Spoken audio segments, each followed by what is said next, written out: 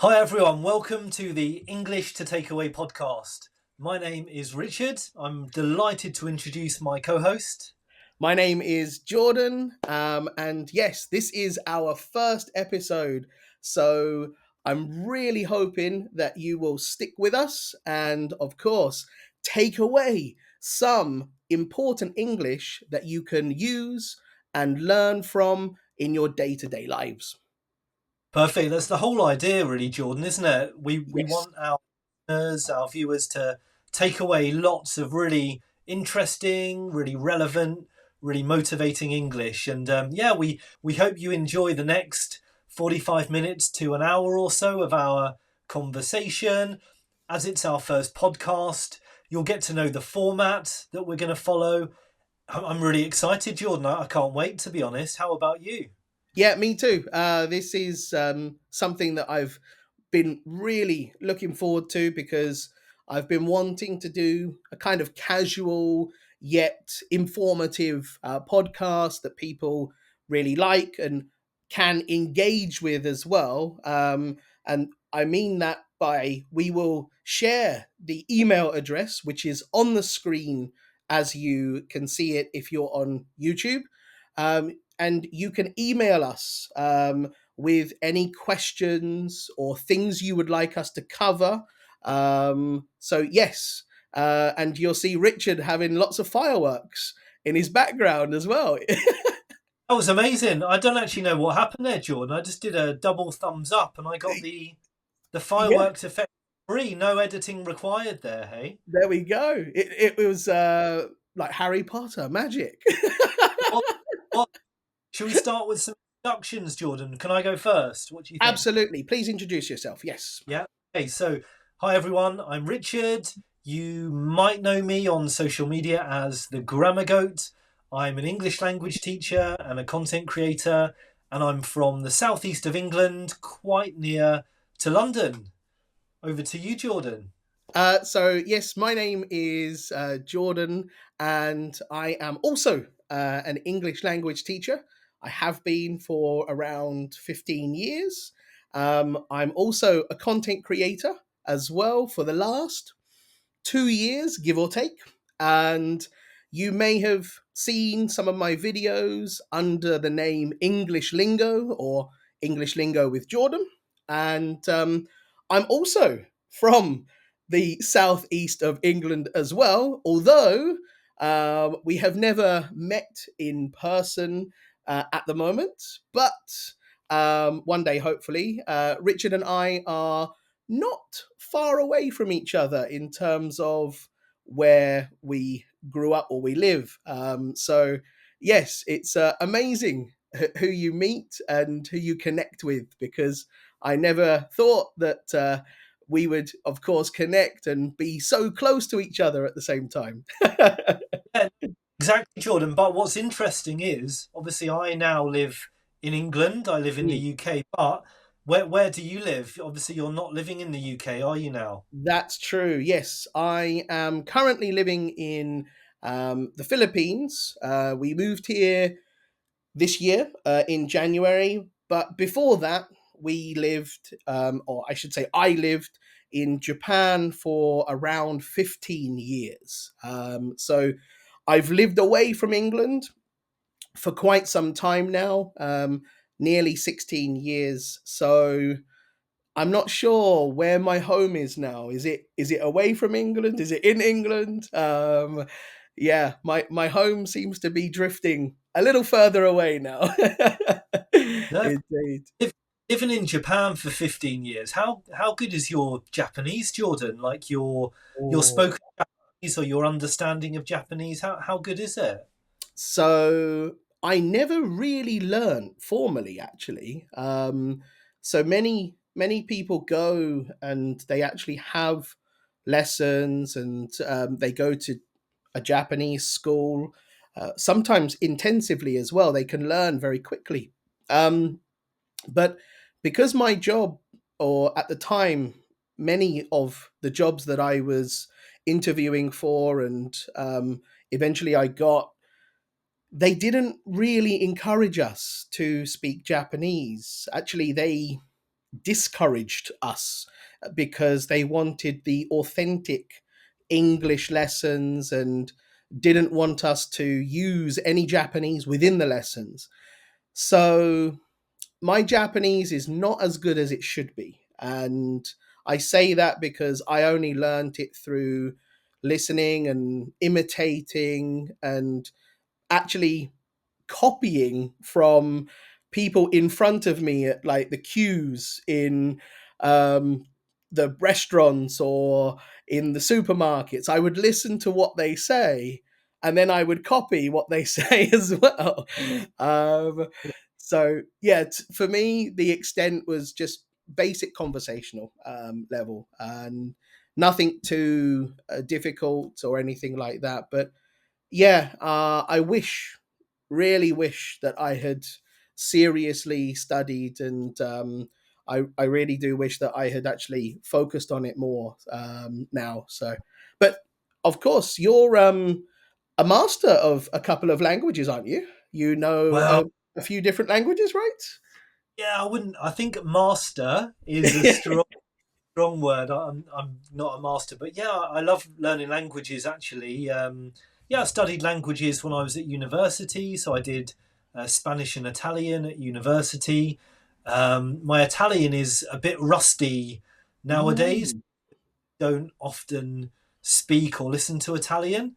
My Spanish is still pretty good, and yeah, my wife is Polish, so we've been married for over 20 years. So I've learnt Polish during that time, just similar to you, listening and imitating, and with three children, three bilingual children, wow. English and Polish. I've had no option, but to Yeah, learn. So I'm very lucky, really. that's Yeah. cool. And you lived in a few countries, right? Did you live in Italy or in Spain before? Yeah, yeah. I've lived in Italy. I've lived in Spain. The country I lived in for the longest was definitely Poland. So Oh, I was in Poland for 4 years in the end. oh, Yeah, nice. lived in Mexico as well. So yeah, Ah, lots of different countries. cool. Did Absolutely. you ever did you ever experience any like culture shock by any chance? Like were you surprised by anything when you went to any of those countries? Yeah, definitely. I think I still remember arriving in Mexico City, the capital city of Mexico. Such a beautiful city, but very, very noisy, very busy, very different from where I'm from in the UK. So, yeah, I do remember being quite culture shocked actually at how big and how noisy Mexico City was. Yeah. How about living in the Philippines or living in Japan? Can you remember experiencing culture shock?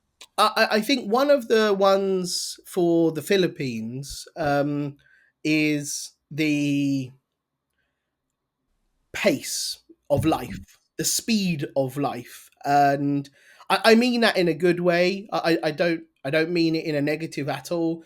Is that I came from a country where it's like 100 mile an hour in Tokyo, right? I worked in Tokyo, so I had to get trains where I was squashed in like a sardine can and basically you could smell the other person next to you, Wow. um, which not very nice, I must No, admit. no. And you come to the Philippines, and it is totally the opposite. I can see that a lot of people are really happy and they are just getting about their daily lives naturally and I would say quite slowly in a way. So for me, that mentality of changing from okay, I've got to go somewhere really quickly to just being a little bit more relaxed and not too worried about things so much. That was a big shock for me actually. So I'm still like it a little bit. I'm not completely over that at the moment, but I'm a little bit better, of course, as well. So yeah, it's interesting actually. It's a quite an interesting feeling. Yeah, that is interesting. I think culture shock's a fascinating, very interesting topic, isn't it? Absolutely. Also, there's reverse culture shock, which is interesting. Ah, You obviously you go to a new culture, a new country. You notice differences and similarities, and maybe at first they're a bit annoying or they frustrate you, but then you get used to them, don't you? But then when you return to your yeah. home country, sometimes we experience reverse culture shock, right? Where Yep. we get culture shock back home. How Yeah. long is it since you were in the UK? Out of interest, Jordan, how long? So the last time I came over was in the summer of 2019. So over 5 years, and perhaps the next time that I do come to the UK is maybe next summer. So it'll be around about 6 years. And that's the longest, honestly, that's the longest I've ever been without returning to the UK, at least for 2 weeks or something like that. So I'm sure that I'm going to be hit with something that does surprise me. I reckon that something's going to be around my hometown, because there are a lot of changes that I've heard, and for example, like buildings have changed, and they've changed the town center to be a different one-way street or something like that. Like there's been a lot of changes that I've heard of, and I'm sure that's going to surprise me a lot as well. But yeah, it's gonna be interesting actually. Yeah, sure, and especially as well if the pace of life in the Philippines is fairly slow and relaxed. I mean, Absolutely. coming back to the UK, it is, well, here's an idiom. It's a bit of a rat race, isn't it? Especially in London with There we people go. muting and rushing around. Maybe you'll get a bit of reverse culture shock with the pace, Probably. right, in the UK. Yeah. And you were just in London, right, as well. So you know about like the sort of the hustle and bustle and all of the sort of many people that are around, wasn't it? Yeah, no, for sure. My eldest son, he studies at university in London. So Oh, okay. I travel up to London quite regularly to see him. And yeah, the weekend just gone, I was really busy moving him back into his student house in East Ah, London. So yeah, it was a busy weekend of driving up to London with a car, full of all of his stuff and yeah, yeah, helping him unpack and move in. cool. That did he live in like the university accommodation, the student digs, as we can call them, in his first year? He did, yeah, in his Oh, first year. He was in student digs, yeah, student accommodation, much nicer than the student accommodation when I was at university many decades ago. But yeah, yeah, very, very that's nice student. cool. Yeah. Oh, good. What did you study, by the way, Jordan, Hmm. at university? I told you, obviously, I did languages. What did you do? So my focus was on law, but it had a kind of like a side study as well. So it was law with business studies, and yeah, I studied that, but I didn't really pursue any kind of law degree afterwards. I could have gone on to law school, being an LLB, so it was a qualifying law degree, which meant that I could do law school and not take a couple of the exams that other regular people would often take. But yeah, I opted not to do that and go to Canada and learn how to snowboard Wow. instead. Yes. Oh, So I did that. Yeah, I kind of wanted to put all of my education behind me and go out and enjoy doing some kind of fun activity, and I chose snowboarding as the one. cool. Indeed.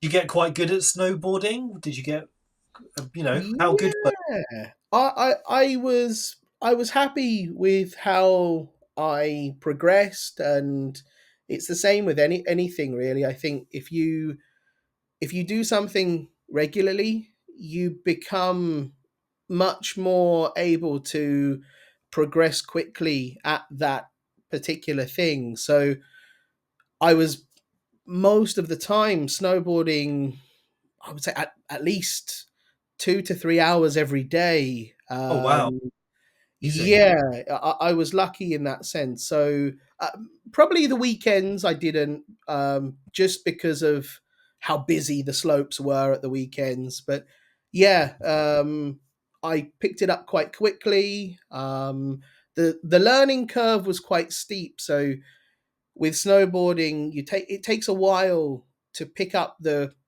sort of the basic parts, and then once you get those, you can actually progress quite quickly once you get comfortable. And yeah, I was really quite happy actually with how I progressed, and yeah, it was definitely fun, really really fun indeed. What's your son studying by any chance? I wanted to ask that actually. Yeah, no, he's doing medicine, so he's studying Whoa. doctor. Yeah, so he's quite a brainy guy, quite a clever guy. Absolutely. Wow. And Yeah, that is for a few years. Is that 5 years of studying? exactly. Yes, it's Okay. 5 years study in the UK, Yeah, medicine. Yeah, that's a long, yeah, long course. Very, very long course indeed. Wow. yeah, exactly. I was going to ask you as well about snowboarding. So, like, when you moved to Canada, had you ever snowboarded before, or were you a complete beginner when you moved there? I would say that I was a complete beginner. I had tried a couple of times on the dry slopes in England. So I did a few bits and pieces on the dry ski slopes in the UK, but when you go to like a normal ski resort, you compare what the dry slope is and what snow is.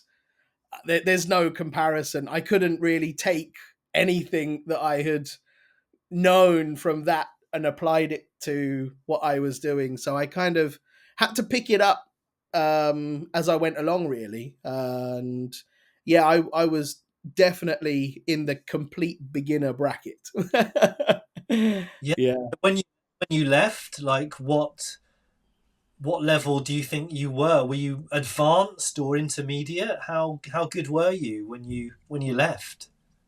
Without, well, I don't ever like to rate myself on things. So without blowing my own trumpet, um, I, I was comfortable.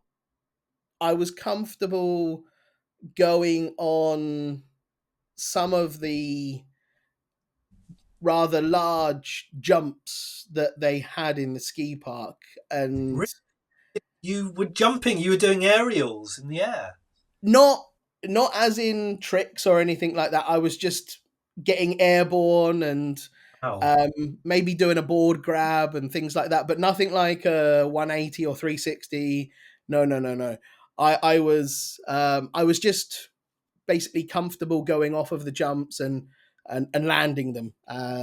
So yeah, I wasn't trying anything too spectacular. Yeah. When I was in Poland, I tried snowboarding a couple of times, but Awesome. I also managed to do some aerials, but not out of choice. Sort of lost control completely because it's very difficult, isn't it, snowboarding? And Yeah. I ended up seeing stars actually because I Wow. I landed and like really bumped my head hard. Yeah. So before the days of helmets as well. Like, so I Ah, didn't wear I, I wasn't wearing a helmet. So yeah. yeah, I was a complete beginner when it came to snowboarding, and Wow. so full respect to you. I mean, that's incredible. You were managing to take off, and Yeah, yeah. wow. It was that was good. It was good fun. I managed to I managed to get a few of my friends to come along as well. So it was nice to have friends from the UK who came out as well, and um, so one spent the winter season there, the other one spent, what did he spend? Maybe he spent the winter season and a little bit more, and then he went to America. Um, and I spent the winter season and the summer season to do mountain biking as well. So Wow. I did, yeah, I did the whole year. Um, so yeah, it was great fun. Really, really, I just I love sports and things like that. So for me, it was nice to just get out there and learn something new. And yeah, it was just really quite a fun experience for me. I really enjoyed it, actually. Yes. Sounds like you're a bit of an adrenaline junkie, actually, because snowboarding, mountain biking, they're quite extreme sports, aren't they? Or they can be. Yes. Um, Yes. yeah, Yes. amazing stuff. Yeah. I was certainly definitely one of those, but now no, I stick to tennis if I can. Yeah, yeah. Um, I try to keep to the regular sports now. Yeah, tennis is a fun one to play with my daughter. Um, I enjoy golf as well. My wife likes golf, and we can play golf sometimes. And yeah, I like to stick to those, of course. But how about yourselves? Do you play any sports now? Well, not really. I enjoy the gym. So in the Yep. UK, really big gym culture. So Yes. definitely part of that. I enjoy going to the gym, not just for sort of my physical health, but mental health as well, because Cool. I think, exercise and working out, it's great for your body, but your mind as well. So, yeah, I try to do that. My eldest son is into training as well. So, when he comes home from university, we always train together as well. So, Awesome. yeah, not anything as extreme as snowboarding, mountain biking nowadays. I think the older we get as well, we become a little bit more risk averse. We like to play it, Yes. don't we? And maybe not take those risks that we took when we were in our Wonderful. 20s. Yeah, what wonderfully put. I completely agree. As I get older, I tend to look at things and think, actually, I don't feel like I want to be going to hospital, or I don't want to get injured or anything like that. So I'm like, maybe that's not for me anymore. No, exactly the same. Cool. I didn't ask you what have you been up to at the weekend, by the way? What have you been doing this weekend? Oh, funny story actually. So actually, yeah, we can do this as part of our segments. Is that we wanted to come up with or find some interesting stories in the news, or stories that we've experienced to share with everyone. And also, as well, if you have an interesting story, please share it with us. We can share it on the podcast as well, which will be a fun engagement for everybody. Now, this one is a little bit strange, for me at least, anyway, Okay. and it's something that happened yesterday. So um, most people might know, but if they don't, we have a small farm here in the Philippines. We've got goats, chickens, geese, turkeys, and that's it for the moment.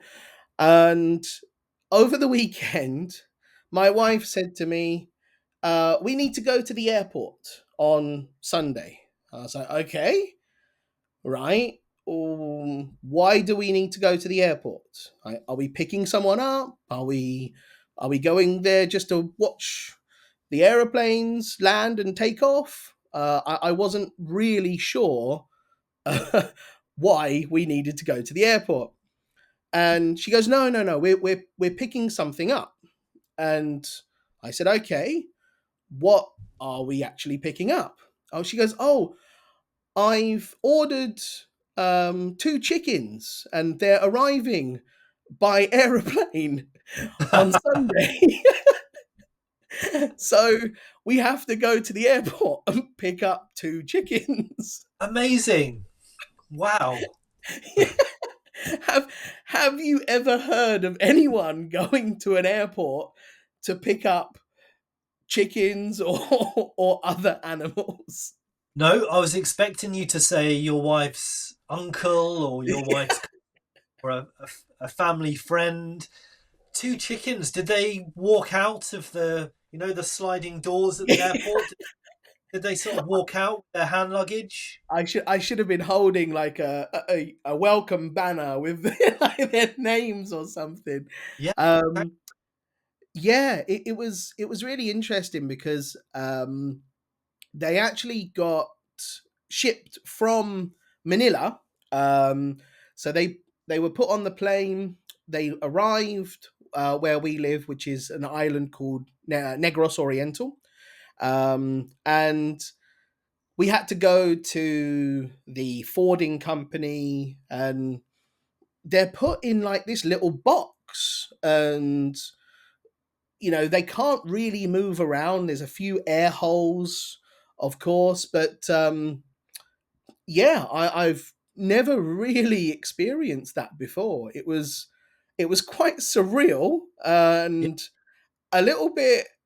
I like using this word, and I think it's a little bit wacky in a sense because it's something that we never really experienced before. No. Um, in England, if you told somebody, "Oh, I've got a couple of chickens arriving on a flight," they would probably look at you in a very strange way. Yeah. No, no, exactly. I'm sure the chickens were over the moon. I'm sure they were delighted when you sort of unboxed them when you got home Yeah, to the farm, right? And then they must have an incredible life now running yeah, about on your farm. yeah. That they're definitely much happier than being in a little box, of course. So yeah, it's kind of a way of shipping animals, I believe, in the Philippines, and Did they yeah, have perhaps it will chicken happen again in the future. have or chicken passports, Jordan? At the I guess because it's No, right, no, I wouldn't have no, needed no, that. no passports. I don't think they needed to go through sort of security or customs. Can Yeah, imagine the X-ray machine, yeah. like the scanned. The skeleton, the skeleton of them would be brilliant. Yeah, uh, Oh, but but wow. yeah, that's something that I would never have thought that I would be talking about or telling people about that experience. So yeah, what a strange situation, but interesting at the same time. Interesting, wacky. I love the word wacky. Interesting, wacky, and very funny as well. Yeah, that's amazing. Indeed, but I you've guess, yeah, I was going to say you've got another interesting animal related story as well, right? I have, Jordan. Yeah, not nothing that's happened to me, I must admit. So this is just a story that I found on social media, actually. Oh, Not about a chicken, but it's about a penguin. So it's a ooh, penguin called Pesto. Now, Pesto the penguin, he lives in an aquarium in Australia. He was born a pretty average penguin. He was born and he weighed 200 grams, so obviously pretty tiny. You could probably fit him in your hands, a little ball of fluff. But what's incredible about Pesto is he has grown to over 100 times his size. So he's now weighing 23 kilograms. He's bigger than his mother and father combined. He's Wow. this huge penguin, Pesto the penguin. You can check him out on social media. He's become a social media sensation. Um, Awesome. Apparently, they feed him a lot, so they feed him about 30 fish a day. So it's kind of his diet, but also his genetics, I guess, that mean he's a huge, gigantic, ginormous penguin. Wow. Pesto. Is he able to swim around and do all the normal penguin things, or is he restricted by his sheer size? I think he's like a normal penguin. He's very sociable. He talks a lot with the other penguins. Enjoys an occasional dip in the pool there. I think he can do penguin things. Amazing, Okay. but he Wow. looks incredible compared to all the other penguins. He's huge. Does he? We can use this word. Does he look jacked compared to the other penguins? He does look jacked. I hope they're not sort of putting any steroids into his fish, Jordan. But Yeah. he's one jacked penguin. I think Wow. definitely. Wow. That's incredible. So is is his penguin species meant to be big or small? Like, has this kind of anomaly happened before, or is this a first in that kind of environment? Yeah, that's a great question. I'll be honest, Jordan. I don't know the answer to that. I haven't read I haven't read too much about Mm, penguins, but yeah, he just looks incredible. Google him, Pesto the penguin, and you'll yeah. see him compared to all of the other penguins. He's A- incredible. Actually, what we'll do is, while we were talking about it, we'll put up a picture of Pesto on the video, of course, so viewers can actually check it out on the YouTube channel, and yeah, they can see Pesto as well on screen. We'll put that up for them, of course. But yeah, he sounds like one enormous penguin. One hefty penguin. Absolutely. I was going to ask you, Jordan. You told us a bit about your farm, and Yes, what did you got? So you've got goats, geese, yes, turkey. turkeys Yeah, wow. So and chickens. so that must does that take a lot of work? Is that you, or is that your wife, or is that all of you as a family? Who looks after all the animals on the farm? I would say the majority of the work is my wife. She's the one that takes care of pretty much everything, and she goes there practically every day. Um, so she feeds them. She makes sure that they're all in healthy condition, and sometimes she has to inject them with antibiotics and things like that. And so she takes care of the majority of those things. I help with certain bits and pieces, and of course, my main work is still teaching English. So that's my bread and butter. That's what I do every day. And yeah, I sometimes help out with things on the farm, but not not a great deal. I would say that it's mostly her that's doing it, and she wants to do it because she grew up with animals, and Yeah, yeah, she's always fancied being a farmer or having farm animals, and that's her.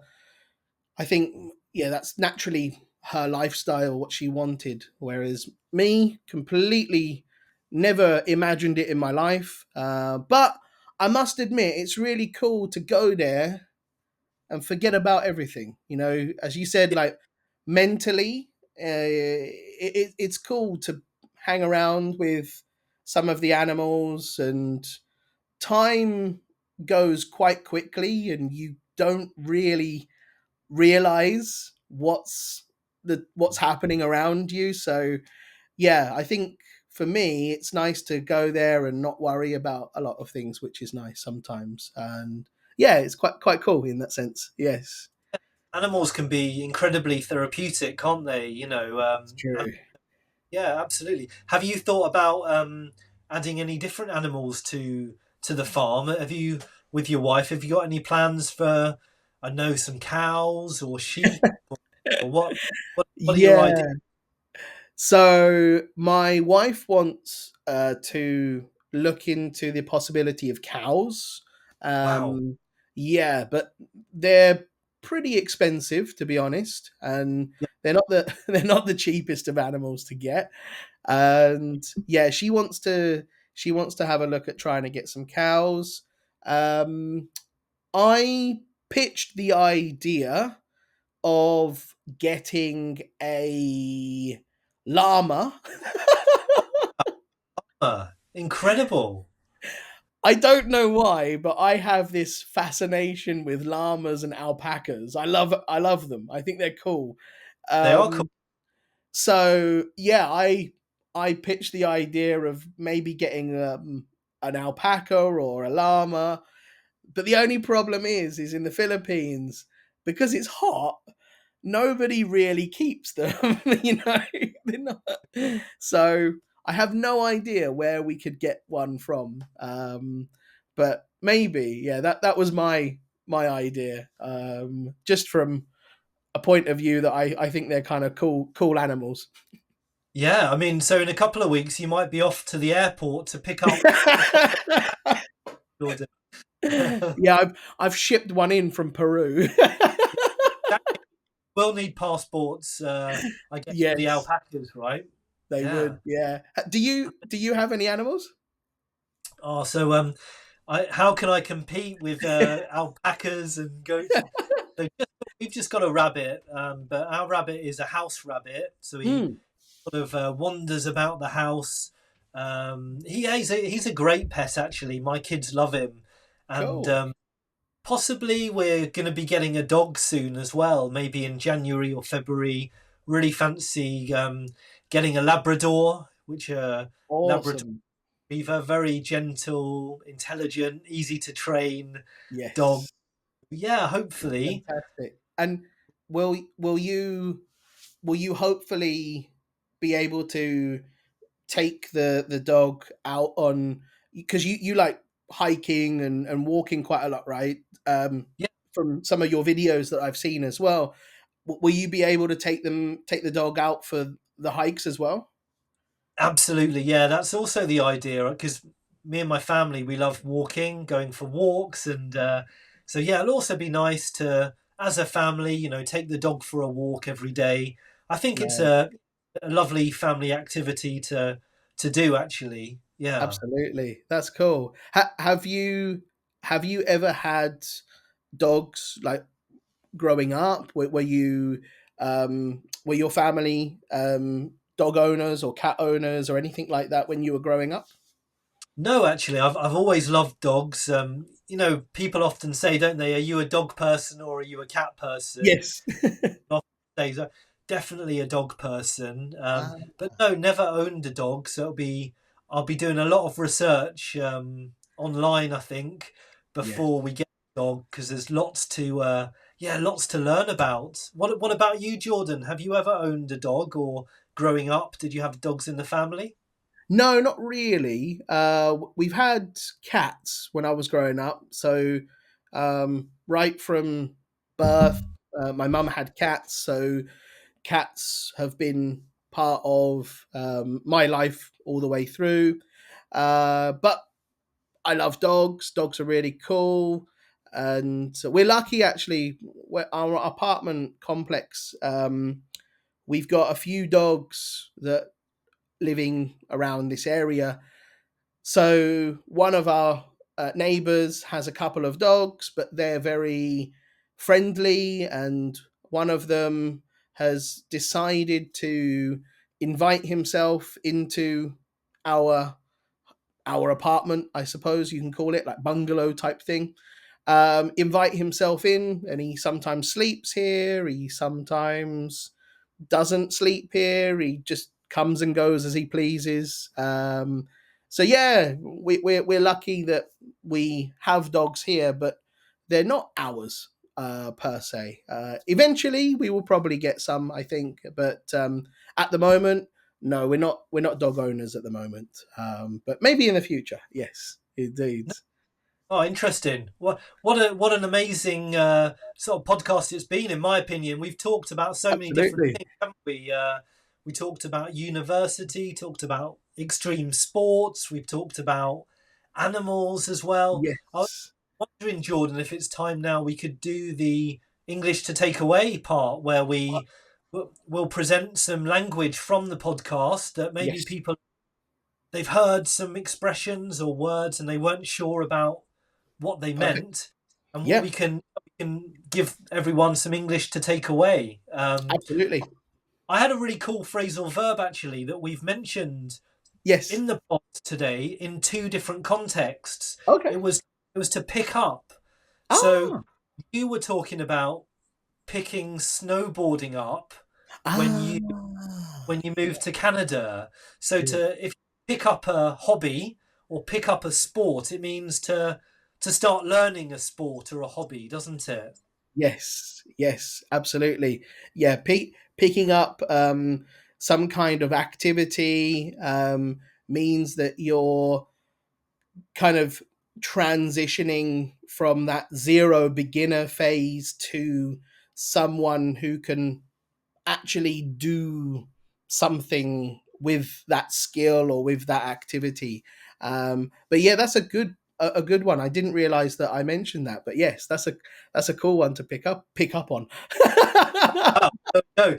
So yeah, so that was the first context of pick up. So to learn something, to develop your skills in something, and then we also had pick up from the airport to Yes, pick up the two chickens. So to go and collect yes, someone something from a place. So yeah, pick up. So it's a transitive verb. So it's to pick up something or someone. So it takes an hmm, object, and it's separable as well because we can put the object in the yeah, middle to pick something absolutely, up.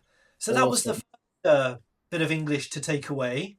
I Did, loved your one about your Italian when you oh, said my Italian is rusty.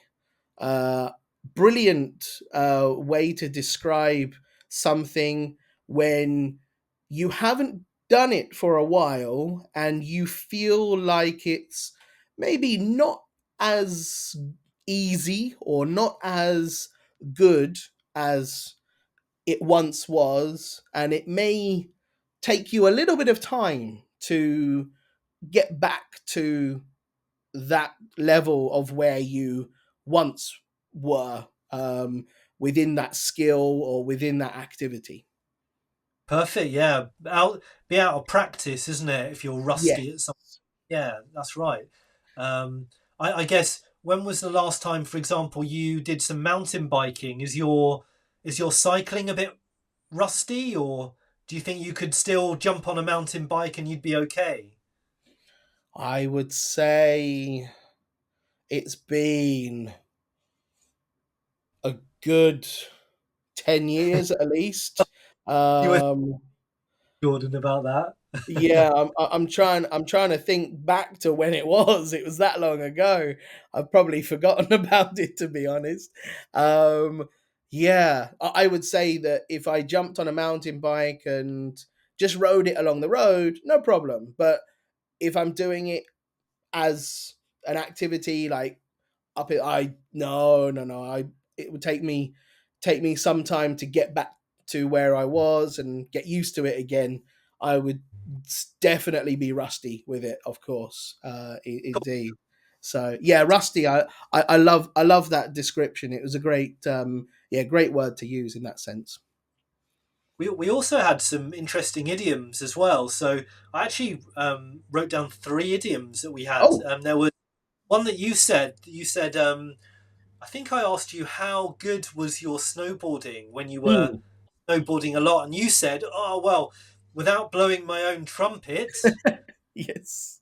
So yeah. So if you say, "I don't want to blow my own trumpet," or "without blowing my own trumpet," it means I don't want to show off, doesn't it? I don't want to Mm, be too um, too sort of, how would you describe it? You don't want to look like a big head, basically. yeah. Yeah, I don't want to talk about myself in a really, really positive way. And in terms of saying how good I am at something, many people have the feeling that if I'm if I'm saying that I am very good, then yeah, as Richard said, it means that I've got a big head, or I feel like I am maybe better than other people, which yeah, I we don't want